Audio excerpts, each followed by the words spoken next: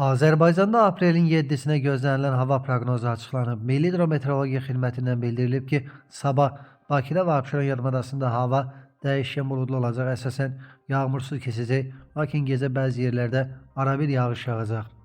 Şimal-qərb küləyi səhər mülayim cənub-qərb küləyi ilə əvəz olunacaq. Temperatur gecə 10-12, gündüz 14-18 dərəcə isti, atmosfer təzyiqi isə 758 mm civə sütunu təşkil edəcək.